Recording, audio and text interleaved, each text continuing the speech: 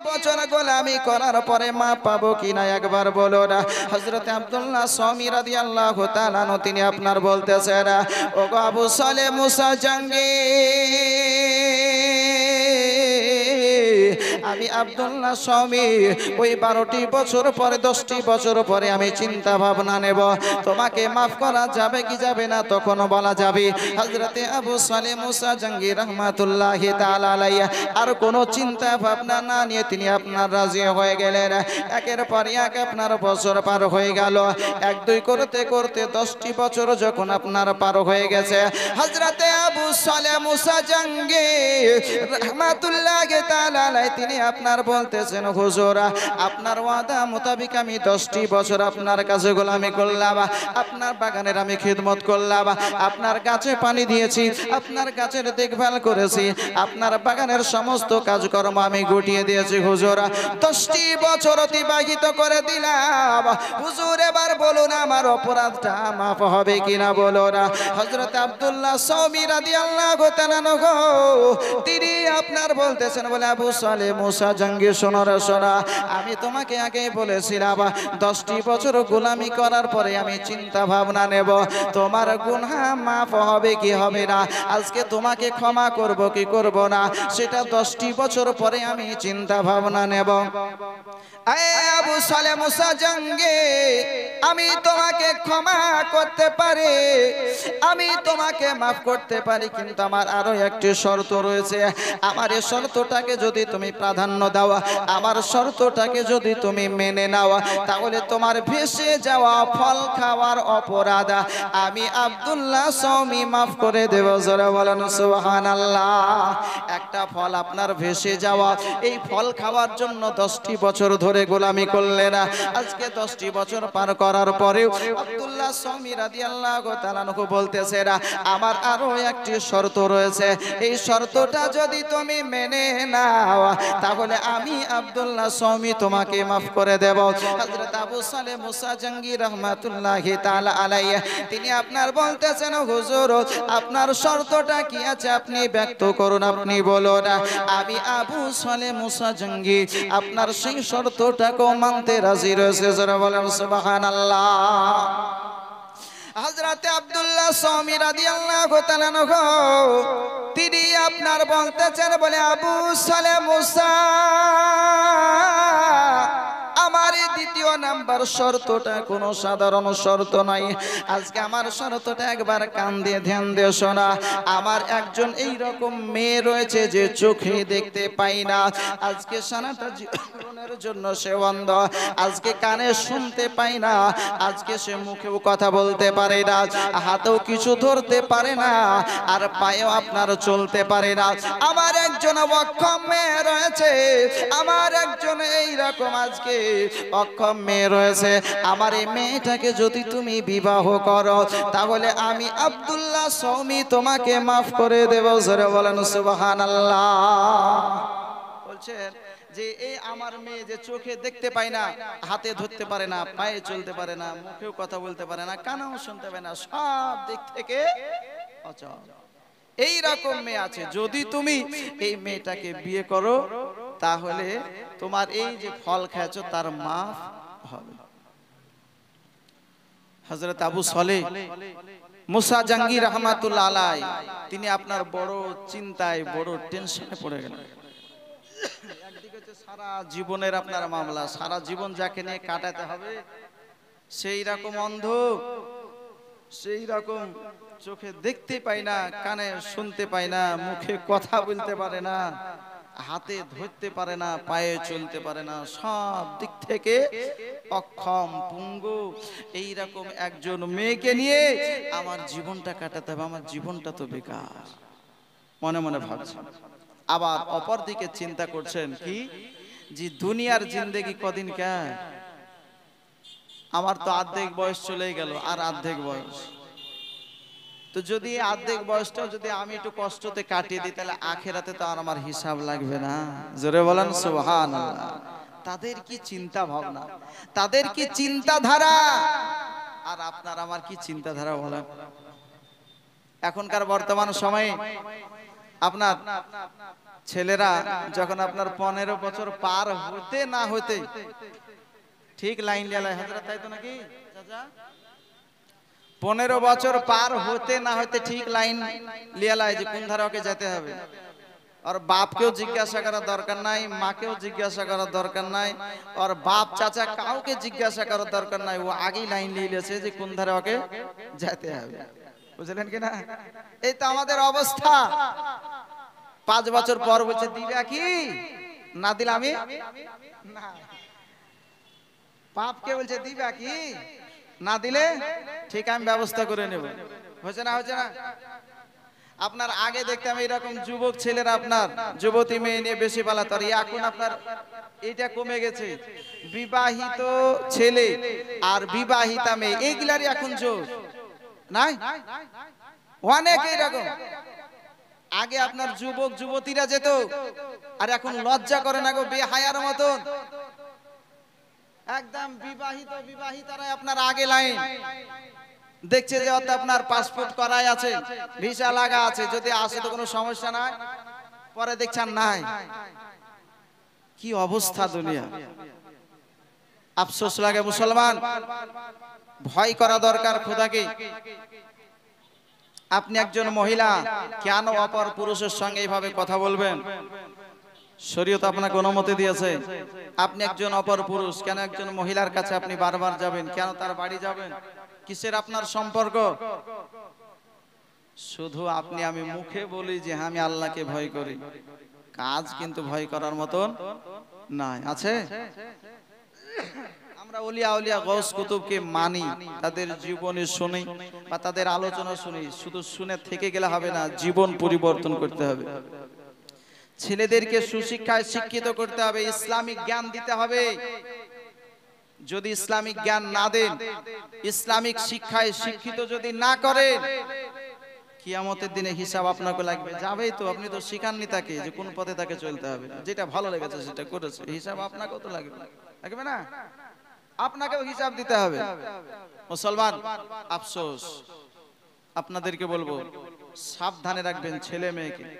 বাঘের নজরে দেখেন, বাঘের নজরে দেখেন, বাঘের নজরে দেখে তাদেরকে ভালোবাসেন।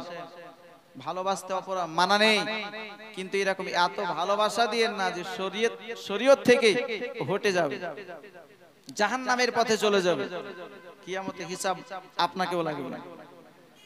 বিরাদারানে মিল্লাত ইসলামিয়া, হযরতে আবু সালেহ মুসা জঙ্গি রহমাতুল্লাহ আলাইহি, তিনি আপনার চিন্তা করছেন, আল্লাহ একদিকে সারা জীবনের মামলা, আর অপর দিকে এই রকম আমার আপেলের হচ্ছে মাফ, কি করা যায়, কোনটা করলে ভালো হবে?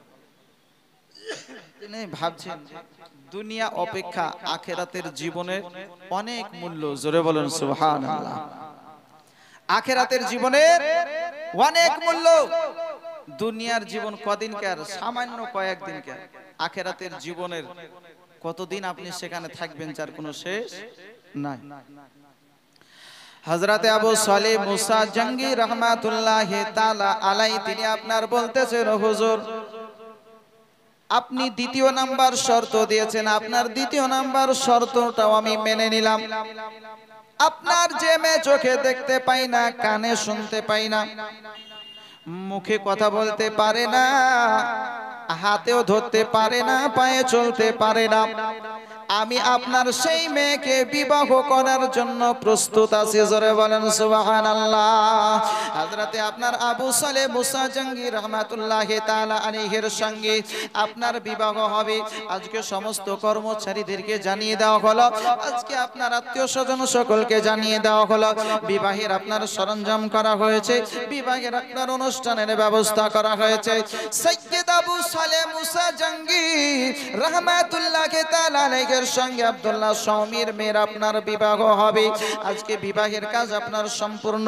আপনার বিবাহের কাজ যখন আপনার সম্পূর্ণ হয়ে গেছে, হযরত আব্দুল্লাহ শামী রাদিয়াল্লাহু তাআলা আনহু বলতেছেন, এ বাবা আবু সালেহ, ওই চলে যাও, এই কামরাতে তোমার ওয়ারধাঙ্গিনী তোমার বিবি রয়েছে, চলে যাওয়া। হযরত আবু সালেহ মুসা জাঙ্গি রহমাতুল্লাহি তাআলা আলাইহি আজকে অর্ডার পাওয়ার পরে এক পা দু পা করে গুটি গুটি পায়ে যখন আপনার এগোতে আরম্ভ করেছে, এরা বাড়ির ভিতরে ঘরের ভিতরে যেমনই আপনার প্রবেশ করেছে, এরা ঘরের ভিতরে প্রবেশ করার পরে দেখছে এরা এত সুন্দর নুরানি চেহারা বলে একজন মহিলা। আজকে যা সে আপনার চোখও দেখতে পাচ্ছে, যার হাতগুলো আপনার সব ঠিকঠাক রয়েছে, আপনার পা ঠিকঠাক রয়েছে, আজকে সমস্ত অঙ্গ মনে করছে ঠিকঠাক রয়েছে। একজন নুরানি ঝকঝকে চেহারা বলা মেয়েকে দেখার পরে আবু সালেহ মুসা জাঙ্গি রহমাতুল্লাহি তাআলা আলাইহি আবার পিছু পা হয়ে ঘুরে বেরিয়ে চলে আসতেছে। আব্দুল্লাহ সামি রাদিয়াল্লাহু তাআলা নূর কাছে আসার পরে বলতেছেন, হুজুর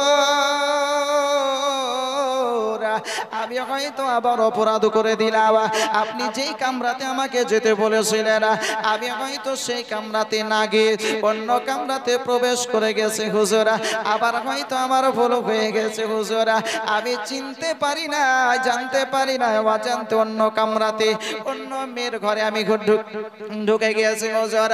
হযরত আবু সালেহ মুসা জাঙ্গি রহমাতুল্লাহি তাআলা আলাইহি তিনি আপনার তিনাকে বলতেছেন, আবু সাইয়্যিদা আব্দুল্লাহ সামি রাদিয়াল্লাহু তাআলা তিনি আপনার বলতেছেন, এ আবু সালেহ শোনো রে শোনো,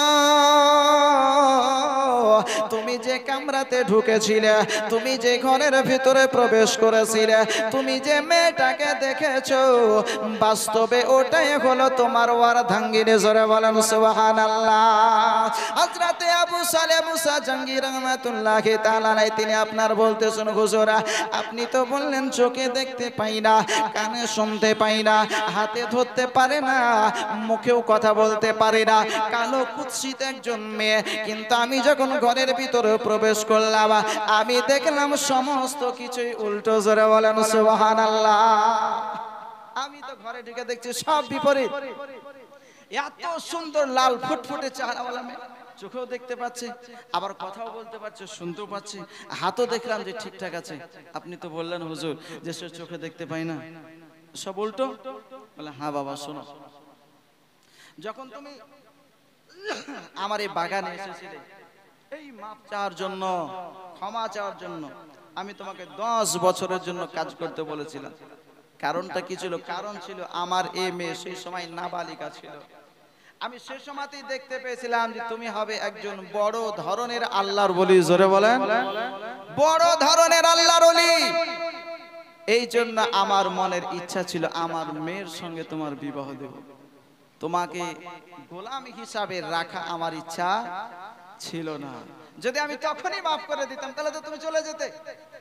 আমার ইচ্ছা ছিল আমার মেয়ের সঙ্গে তোমার বিবাহ দেব, এই জন্য আমি তোমাকে 10 বছর আমার কাছে রাখলাম। আর আমার মেয়ের ব্যাপারে যেটা বলেছিলাম যে আমার মেয়ে চোখে দেখতে পায় না, হাতে ধরতে পারে না, মুখেও কথা বলতে পারে না, কারণগুলো শুনুন। আমার মেয়ে জীবনে কোনোদিন অপর পুরুষের চেহারা আজ পর্যন্ত দর্শন করেনি। জোরে বলেন আজ পর্যন্ত অপর কোন পুরুষের চেহারাই দেখেনি। আজ পর্যন্ত কোন হারাম বাক্য তার কানে কোনোদিন শ্রবণ করেনি। জোরে বলেন সুবহানাল্লাহ। জীবনে কোনোদিন শরীয়ত বিরোধী কোন কথাবার্তা মুখ দিয়ে উচ্চারণ করেনি, এই হাত দিয়ে কোনো অন্যায় কাজ করেনি, এই পা দিয়ে কোনো অন্যায় জায়গা যায়নি। এই জন্য আমি বলেছিলাম যে পায়ে চলতে পারে না, হাতে ধরতে পারে না, মুখে কথা বলতে পারে না, আপনার চোখে দেখতে পায় না, কানে শুনতে পায় না। এই জন্য বাবা আমি তোমাকে এই সমস্তগুলো বলেছিলাম, ওইটাই হচ্ছে তোমার বিবি। জোরে বলেন সুবহানাল্লাহ। হযরতে আবু সালেহ মুসা জাঙ্গি রহমাতুল্লাহি তাআলা আলাইহি তিনি আপনার নিজ ওয়ারদাঙ্গিরের কাছে যখন আপনার গেলেন, আপনার তিনার বিবি হিসাবে উম্মুল খায়র ফাতেমাকে আপনার পেলেন। গৌসুল আজম পিরানে পীর দস্তগীর মাহবুব সুবহানী আব্দুল কাদের জিলানী বাগদাদী রহমাতুল্লাহ আলাইহির জননী মাকে আপনার পেলেন। আপনার ঠিক সময় মতো গৌসুল আজম পিরানে পীর দস্তগীর তিনি গর্ভে আসলেন, সময় মতো দুনিয়ার বুকে তিনি ভূমিষ্ঠ হলেন। যেই দিন আপনার দুনিয়ার বুকে ভূমিষ্ঠ হচ্ছেন সেই দিনটা হচ্ছে আপনার পবিত্র মাহে রমজানের প্রথম তারিখ। হযরতে আবু সালেহ মুসা জাহাঙ্গীর রাহমাতুল্লাহি তাআলা আলাইহি তিনি আপনার আল্লাহর ওলি ছিলেন। সেই দিন আপনার চাঁদ দেখা গিয়েছে কিনা মানুষের মধ্যে বড় সন্দেহ। অনেকে আসার পরে জিজ্ঞাসা করতেছে হুজুর আজকে রমজানের চাঁদ হয়েছে কিনা আপনি বলুন, আমাদেরকে রোজা রাখতে হবে কি হবে না বলুন। হযরতে আব্দুল্লাহ হযরতে আপনার সৈয়দ আবু সালেহ মুসা জাহাঙ্গীর রাহমাতুল্লাহি তাআলা আলাইহি তিনি আপনার বলতেছেন বলে বাবা শোনো না শোনো, আমার কাছে সেই রকম কোন শাহাদাত আসেনি, আমিও চাঁদ দেখিনি, তবে আগামী কালকের খবর দেওয়া যাবে। জোরে বলেন সুবহানাল্লাহ। হযরতে আবু সালেহ মুসা জাহাঙ্গীর রাহমাতুল্লাহি তাআলা আলাইহি তিনি আপনার টেনশনে পড়ে আছেন, আজকে কোন শাহাদাত আসলো না, আজকে কোন খবর আসলো না, চাঁদ হয়েছে কি হয় নাই। আপনার তিনার বিবি আপনার উম্মুল খায়রা ফাতেমা তিনি আপনার দেখার পরে বলতেছেন স্বামী গো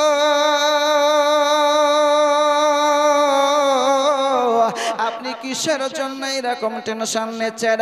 আপনাকে মনে হচ্ছে বড় গম্ভীরা, আপনাকে মনে হচ্ছে বড় আপনি মলিন হয়ে বসে রয়েছেন, কিসের টেনশন করছেন হুজুর একবার আপনি বলুন।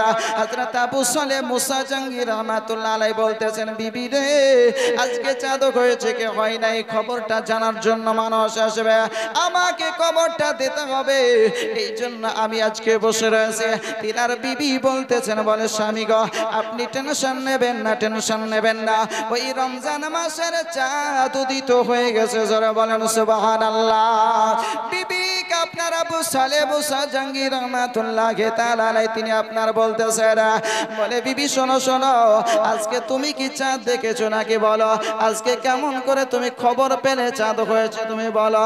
হযরতে আপনার উম্মুল খায়রা ফাতেমা রাদিয়াল্লাহু তাআলা তিনি আপনার বলতেছেন উম্মুল খায়রা ফাতেমা রাদিয়াল্লাহু তাআলা তিনি আপনার বলতেছেন স্বামী গো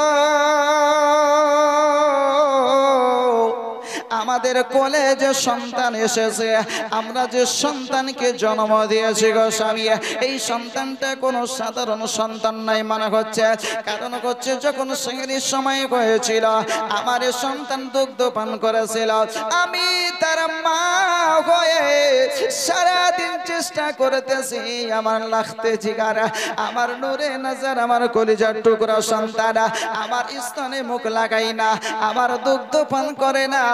আবার যখন সন্ধ্যার সময় হলো ঠিক সময় মতো আমার ছেলে দুগ্ধ পান করলো। জোরে বলেন সুবহানাল্লাহ।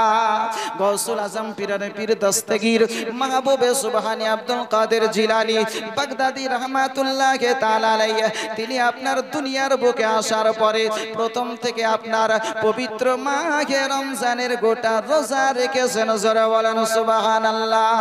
রোজা রেখে বিশ্ববাসীকে জানিয়ে দিয়েছেন মুসলমান শোনো শোনো, আজকে তোমাদের উপরে আল্লাহ পাক রব্বুল আলামিন পবিত্র মাহে রমজানের ওই রোজাগুলোকে আল্লাহ পাক রব্বুল আলামিন ফরজ করেছেন।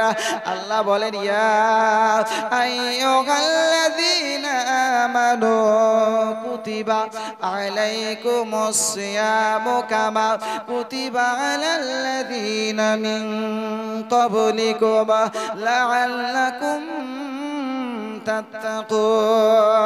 এই ইমানদারগণ শোনো শোনো, তোমাদের উপরে আল্লাহ পাক রব্বুল আলামিন পবিত্র মাহে রমজানের রোজাকে ফরজ করেছেন, যেমন তোমাদের পূর্ববর্তী মানুষদের উপরে রোজাকে ফরজ করেছিলেন, অনুরূপ ভাবে আবার তোমাদের উপরে পবিত্র মাহে রমজানের রোজাকে ফরজ করেছেন, যাতে করে তোমরা পরেশগারি অর্জন করতে পারো। জোরে বলেন সুবহানাল্লাহ।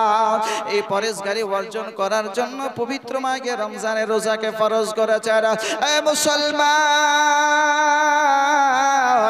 শুধু আল্লাহ পাক রব্বুল আলামিন ফরজ করেছেন, শুধু এখান পর্যন্তই থাকলে হবে না। এ বান্দা তোমাদেরকেও রোজা রাখতে হবে। জোরে বলেন সুবহানাল্লাহ। গৌসুল আজম আমার পীরানে পীর দস্তগীর মাহবুবে সুবহানী আব্দুল কাদের জিলানী বাগদাদী রাহমাতুল্লাহ আলাইহি তিনি জানিয়ে দিয়েছেন মানব জাতি, এ মুসলমান তোমার উপরে আল্লাহ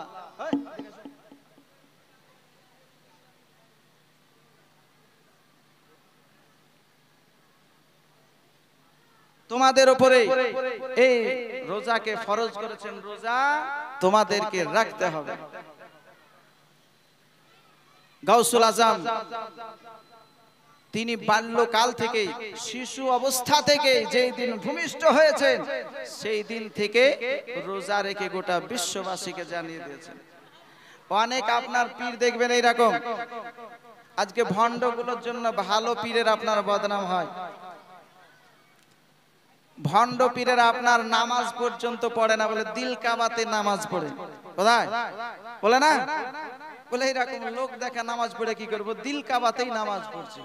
আচ্ছা বলেন, এইরকম নামাজ আল্লাহ বলেছে নাকি পড়তে? তুমি মনে মনে ভাবলা, এরকম মনে মনে ভাবলে তুমি আমি খাইলেছি তাহলে খাওয়া হয়ে যাবে নাকি? মনে মনে ভাববে যে আমি অমুক জনকে এত লাখ টাকা দিয়ে দিয়েছি তাইলে দেওয়া হয় আল্লাহ। আফসোস মুসলমান, এই ভণ্ডদের জন্য আজকে ভালো আল্লাহর ওলিদের বদনাম হচ্ছে। গাউসুল আজম যিনি পীরেরও পীর, গাউসদের গাউস, কুতুবদের কুতুব, আবদালের আবদাল, গাউসুল আজম বড় পীর কেবলা বাগদাদি রহমাতুল্লাহ আলাই সারাটা জীবন শরীয়তের উপর পাবন্দ থেকে কাটিয়ে দিয়েছেন। জোরে বলেন সুবহানাল্লাহ। যাই হোক, আল্লাহ পাক রব্বুল আলামিন বলছেন আল্লাযীনা আমানু ওয়া কানু ইয়াত্তাকুন, আমার ওলি তারা যারা ঈমান এনেছে এবং পরহেজগারি অর্জন করেছে। এই গাউসুল আজম পীরানে পীর দস্তগীর মাহবুব সুবহানী আব্দুল কাদের জিলানী বাগদাদী রাহমাতুল্লাহ আলাইহির বাল্যকাল থেকে আজকে তার কারামাত দেখে ছোট থেকেই মানুষ তার দিকে ধাবিত হয়েছে। জোরে বলেন সুবহানাল্লাহ। তিনি শিক্ষা অর্জন করেছেন, পিতামাতার খিদমাতও করেছেন। গাউসুল আজম বড় পীর কেবলা বাগদাদী রহমাতুল্লাহ আলাই মায়ের কথা মোতাবেক জীবন যাপন করেছেন। গাউসুল আজম ছোট্ট অবস্থায় বাল্যকালে চলে যাচ্ছেন, তো যেতে যেতে এমন একটি জায়গা দিয়ে যাচ্ছেন যেখানে আপনার কিছু গরু বাঁধা আছে। কি বাঁধা আছে? গরু, এই বাচ্চা, কিছু গরু বাঁধা আছে। গাউসুল আজম বড় পীর কেবলা বাগদাদী রহমাতুল্লাহ আলাইহি চলে যাচ্ছেন, তো গরুগুলো না যেন মুখ ঘুরিয়ে ওই গাউসুল আজমের দিকে তাকিয়ে বলছেন, এই আব্দুল কাদের, তোমাকে তো আল্লাহ পাক রব্বুল আলামিন এই জন্য তৈরি করেননি, আর তুমিও এই কারণে তৈরি হওনি যে তুমি ঘোরাঘুরি করবে, ঘুরে বেড়াবে, খেলাধুলা করবে। এই জন্য তো তোমাকে আল্লাহ তৈরি করেননি। আল্লাহ যেই কাজের জন্য তোমাকে তৈরি করেছেন সেই কাজ তুমি করো। জোরে বলেন সুবহানাল্লাহ।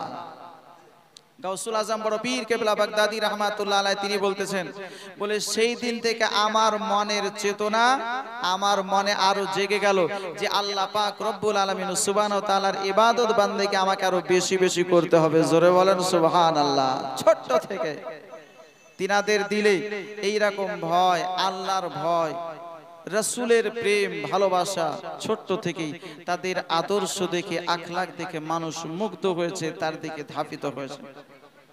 গাউসুল আজম পীরানে পীর দস্তগীর মাহবুব সুবহানী আব্দুল কাদের জিলানী বাগদাদী রাহমাতুল্লাহ আলাইহি মানুষকে হেদায়েত করেছেন, সঠিক পথ দেখিয়েছেন, রাসূলের প্রেমিক বানিয়েছেন। যে রাসূলের প্রেমিক হয়ে যাও, ইহকাল পরকাল তোমার মঙ্গলময় হবে, ভালো হবে। আর যদি তুমি রাসূলের পথ থেকে, রাসূলের রাস্তা থেকে যদি হটে যাও, রাসূলকে যদি আমাদের মতো বলো, রাসূলকে যদি মরে মাটির সঙ্গে মিশিয়ে গেছে বলো, রাসূলকে যদি সাধারণ মানুষের কাঠগড়ায় খাড়া করে দাও, তাহলে তুমি রাসূলের পথ থেকে হটে গেলে জাহান্নামের জ্বালানি হবে। গাউসুল আজম মানুষকে ইশকে রাসূল শিক্ষা দিয়েছেন, নবীর মহব্বত ভালোবাসা শিক্ষা দিয়েছেন। আর যারাই হবে নবীর প্রেমিক, নবীর আশিক, তাদেরকে কখনোই জাহান্নামের আগুন জ্বালাতে পারবে না। জোরে বলেন, জাহান্নামের আগুন জ্বালাতে পারবে না। যারা নবীর প্রেমিক হবে, বলা হয়েছে ফুকায়ে কেরাম বলেন, মানুষ যখন মারা যায় তো যারা নবীগণ তাদের দেহ তো মাটিতে খায় না, আউলিয়ায়ে কেরাম যারা তাদেরও দেহ মাটিতে আপনার খায় না। যারা আলিমে দ্বীন তাদের দেহ মাটিতে আপনার খাই না। হাফিজে কোরআন বা আমাল যারা, তাদেরও দেহ মাটিতে আপনার খাই না। এই রকমই যারা বেশি নবী প্রেমী, যারা বেশি বেশি নবীর প্রতি দুরূদ ও সালাম পাঠ করে, তাদেরও দেহ ওই মাটিতে ভক্ষণ করে না। জোরে বলেন সুবহানাল্লাহ। মাটিতে খাবে না, জাহান্নামে জ্বলবে না। নবীর প্রেমিক হন, নবীর আশিক হন, নবীর দেওয়ানা হন, আল্লাহর ফারিস্তাগণ আপনাকে দুলহা সাজিয়ে নিয়ে যাবেন। জোরে বলেন সুবহানাল্লাহ। আরে ভয় করি না জাহান্নামে,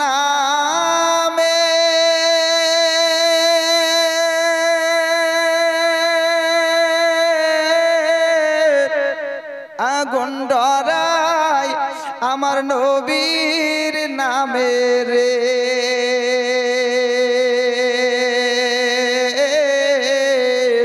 আগুন হবে ফুল,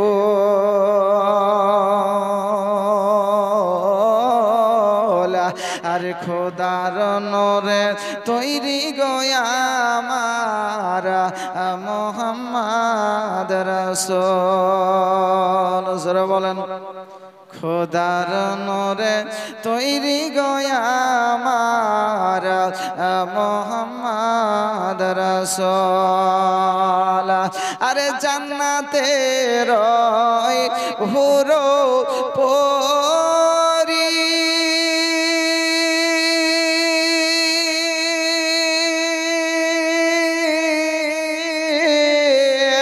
নিবে আমায় আর বরণ করি রে। গলায় পরাবে ফুল, আর খোদার নূরে তৈরি গয়া আমার মুহাম্মদ রাসূল। খোদার নূরে তৈরি গয়া আমার আরে মুহাম্মদ রাসূল।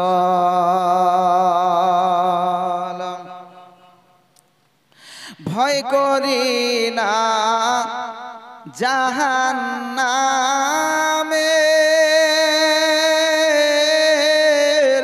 আগুন ডরায় আমার নবীর নামে রে।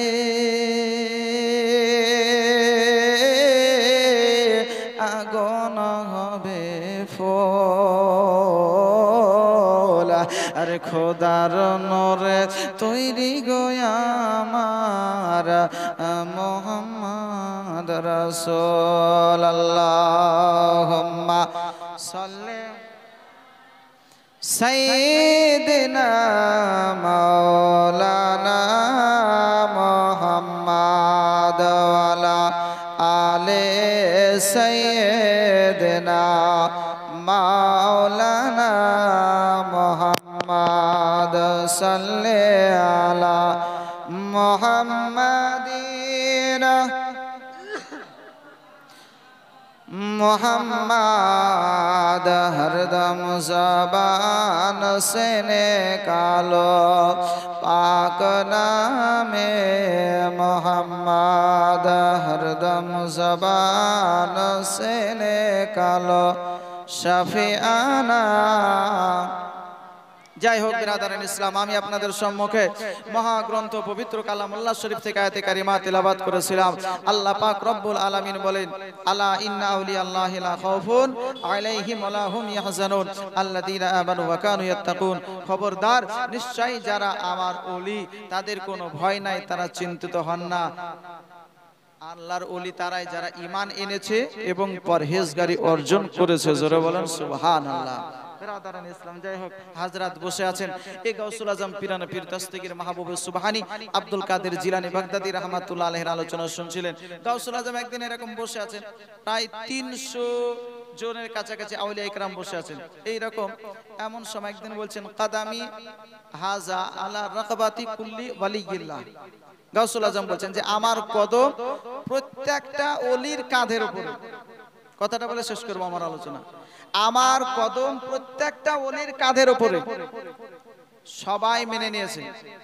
একজন ব্যক্তি, সেও আল্লাহর ওলি, সে বলছে যে আমি মানতে পারলাম না, যে তার কদম আমার কাঁধে, এই কথা আমি মানতে পারলাম না। গাউসুল আজম বড় পীর কেবলা বাগদাদি রাহমাতুল্লাহ আলাইহি বলছেন, যখন তুই আমার কদম তোর কাঁধে মানতে পারলি না, তো তোর কাঁধের উপরে শুকুরের পা আছে, শুকুরের, খিনজিরের পা আছে।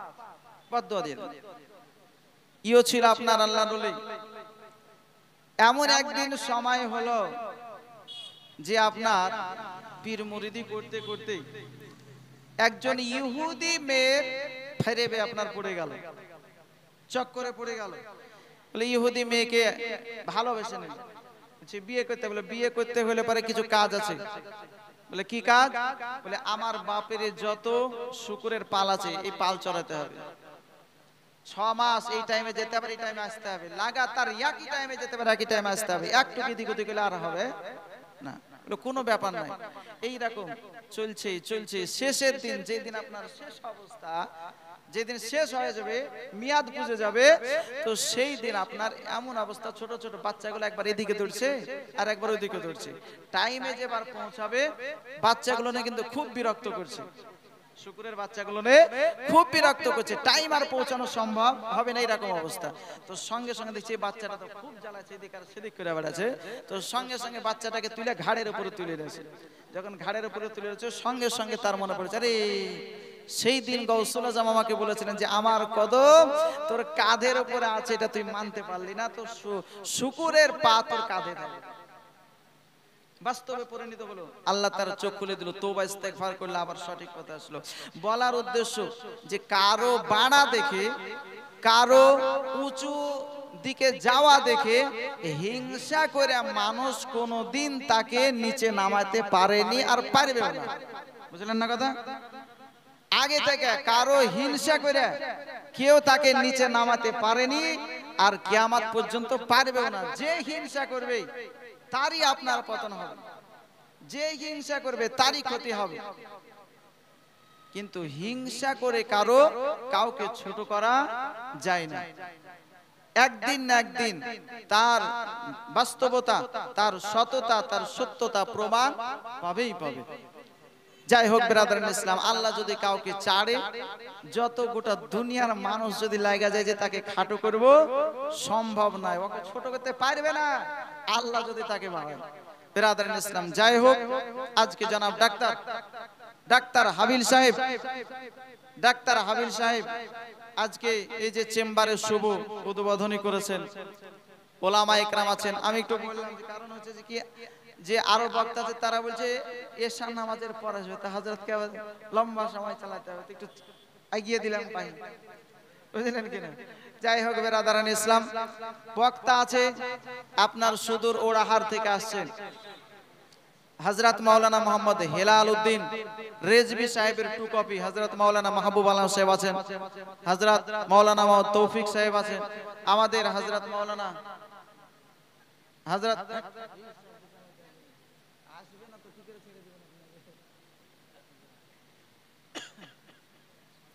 তারপরে আপনার আমাদের হযরত শেরে রাজা, খঞ্জরে রাজা, বাতিলের আতঙ্ক, মুনাজির আহলে সুন্নাত হযরত আল্লামা মাওলানা মুফতি মোহাম্মদ শেখ ফরিদ সাহেব আছেন, আলোচনা করবেন, মূল্যবান আলোচনা হবে। যাই হোক, আমি আপনাদের সম্মুখে যা কয়েকটি কথা বললাম, যদি ভুল ত্রুটি হয় ক্ষমা করবেন। আস্তাগফিরুল্লাহ রাব্বি মিন কুল্লি যামবি ওয়া আতুবু ইলাই, লা হাওলা ওয়া লা কুওয়াতা ইল্লা বিল্লাহিল আলিয়্যিল আযীম। আল্লাহুম্মা সাল্লি আলা